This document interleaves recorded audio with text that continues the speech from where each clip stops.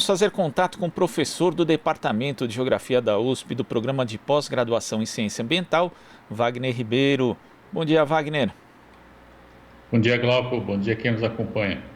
Wagner, em todo o Brasil, 39% das escolas não têm infraestrutura para lavagem das mãos, segundo o Programa Conjunto de Monitoramento para Saneamento e Higiene da Organização Mundial da Saúde e do Fundo das Nações Unidas para a Infância. A gente sabe que o quanto a falta de acesso à água e de saneamento básico, de uma forma geral, é prejudicial para a saúde das pessoas, mas nesse cenário que a gente tem de pandemia, em que se cogita aí o retorno às aulas presenciais, esse dado choca ainda mais, Wagner.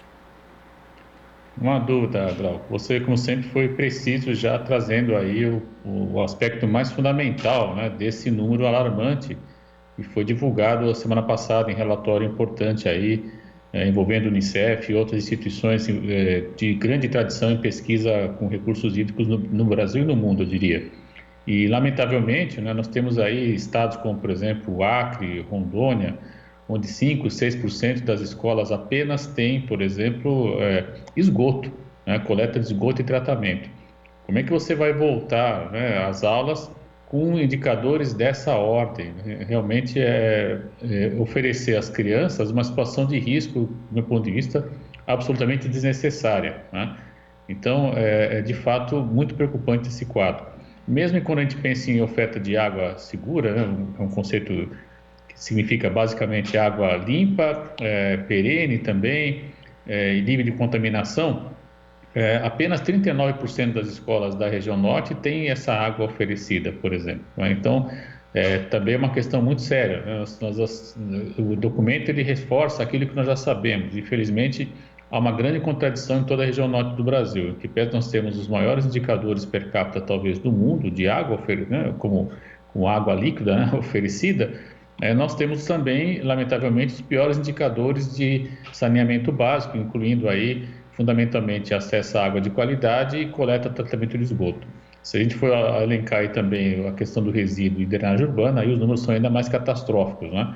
Então, realmente não dá para pensar em voltar às aulas quando a gente tem um cenário dessa ordem. E o documento mostra também, Glauco, que as escolas privadas elas têm mais que o dobro, quando a gente vai analisar os números, de acesso à água, né? E saneamento, obviamente, também esgoto incluído aí. Então, de fato, a Covid reforçou, deixou mais claro, desnudou mais uma grave distorção social, uma desigualdade social aguda que nós temos no Brasil e que, do meu ponto de vista, nós deveríamos aproveitar esse momento para ter uma reflexão e, a partir daí, propor ações concretas, né, para dizimar, para acabar rapidamente, o mais rápido possível, com essa desigualdade assustadora, que nesse caso, inclusive, aflige crianças, especialmente em escolas públicas, em especial na região norte do país. E quando a gente fala da região norte, né, você citou alguns dados, Wagner, tem aqui também a questão do acesso à rede pública de esgoto nas escolas. Em Rondônia, 6%, no Amapá, 5%. Mas o Brasil é um país de muitas desigualdades, não só regionais, mas também em tantos outros sentidos. E a gente vê também que os números mostram que as principais populações, principais segmentos aí prejudicados pela falta de acesso à água e também ao saneamento básico são as populações indígenas, as pessoas que moram nas favelas das cidades e também nas zonas rurais. Quer dizer, não dá realmente para se ter uma diretriz hoje de retorno às aulas sem considerar essas disparidades, essas desigualdades, Wagner? Sem dúvida, Glauco. Embora nós sabemos também que essa questão de volta às aulas tem que ser observada em cada localidade, na escala municipal, né, às vezes até de bairro, mas quando a gente associa, né, esse dado evidente, que é um dado concreto, objetivo, de institutos internacionais, me parece que é de fato o grande parâmetro a ter como medida, porque é uma das recomendações mais fundamentais e mais simples, né, a ser cumprida, não vai ser possível de ser realizada, que é justamente lavar as mãos e ter higiene. Já existem estudos também que detectaram aí, infelizmente, o SARS-CoV, que é enfim, o vírus que propaga a Covid, nas fezes também, né? Então, se você não tiver, infelizmente, o tratamento do esgoto, você pode também estar expondo, né, esse material à recontaminação. Não há ainda ninguém bateu o martelo dizendo que essa reinfecção ocorre também a partir do esgoto, mas, de qualquer modo, com possibilidade, isso está posto. Então, de fato, é aumentar, né, a possibilidade de contágio, infelizmente, né, e expondo as crianças. Existem alguns estudos também que mostram que as crianças acabam tendo uma carga viral maior comparada, por exemplo, com os adultos. Ainda que muitas vezes ela não manifeste, mas ela vai passar a ser, lamentavelmente, um vetor de transmissão, já que depois, ao voltar para suas casas, né, ela vai ter contato com, enfim, familiares, com quem ela habita, e isso pode, então, levar para a propagação da doença, infelizmente. Então, é de fato uma situação muito séria, muito grave, nós temos que estar alertas a essas questões e ponderar, de fato, da necessidade, né, de voltarmos às aulas.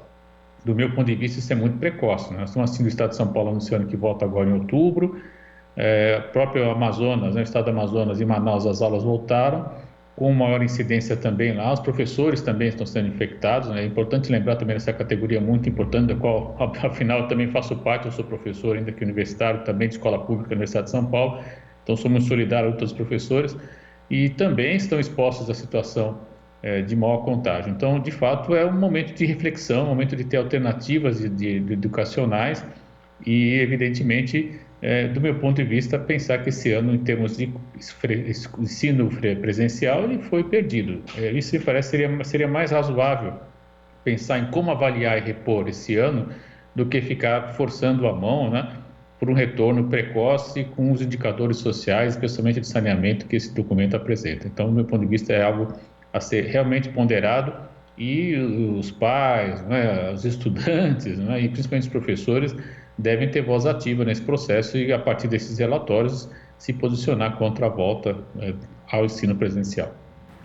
Agora, Wagner, quando a gente fala da questão do saneamento básico no Brasil, a gente sabe que existe um déficit histórico nessa área e, segundo o Plano Nacional de Saneamento Básico, seriam necessários investimentos de 26 bilhões de reais ao ano nos próximos 13 anos para que o país chegasse a 99% das pessoas com abastecimento de água e 92% de cobertura de rede de esgotos até o ano de 2033. Mas o Brasil, nos últimos 20 anos, investiu metade disso e, ainda por cima, é um investimento concentrado principalmente nas regiões sul e sudeste.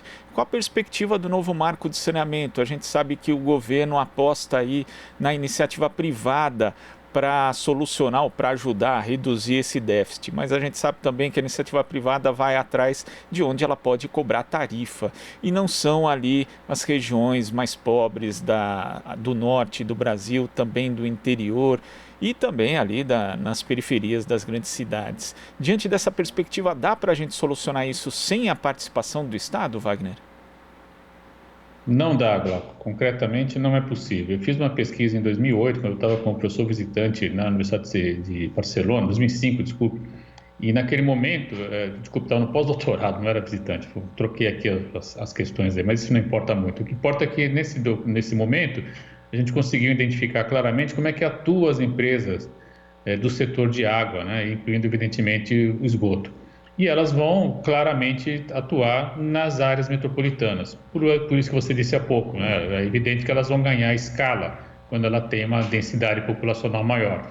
Uma coisa é você levar uma rede de esgoto para uma rua onde você tem lá uma quantidade de pessoas, né, que vai necessitar de água, portanto vai compensar o investimento, já que você vai ter o uso da água, e você também vai ter a maior facilidade de coletar esse esgoto, porque você põe lá um encanamento, enfim, um duto, você consegue recolher isso de uma vez só.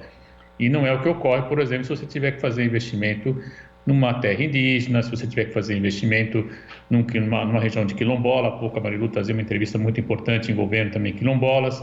Enfim, não é a mesma coisa quando você vai pensar em áreas rurais ou mesmo municípios de menor porte, de até 50 mil habitantes no Brasil, que nós temos vários ainda, né? Uma grande quantidade de municípios são de menor quantidade de pessoas. Então, para essa situação, o investimento privado não é vantajoso, porque ele vai ter que, para levar, né, a água naquela casa que está lá afastada, gastar um volume de recurso tão grande, ou maior até, eu diria, do que ele levaria numa área urbana, porque numa área urbana mais densa, esse investimento se paga mais rápido, já que ele tem mais pessoas usando o serviço. Então, por conta disso, a gente acredita que, infelizmente, esse novo marco não vai levar ao estímulo que se dizia, né, ao capital privado em atuar nesse setor de saneamento. Até porque ele acabou com o investimento cruzado, né, que nós já comentamos em outras situações aqui em conversa com você, que é justamente a obrigatoriedade que existia na lei anterior de uma empresa, ao atuar no setor mais rentável das grandes metrópoles, ter também a obrigação, o compromisso de atuar em áreas com menor rentabilidade. Quando ele acaba com esse tipo de estímulo, na verdade, ele acabou deixando esses municípios a sua própria organização, né? Preconiza lá a ideia de fazer os consórcios, algo importante, né? Mas não é algo novo isso, já disse também em outros momentos. Desde os anos 70 nós temos consórcios municipais no Brasil, então não há uma novidade disso.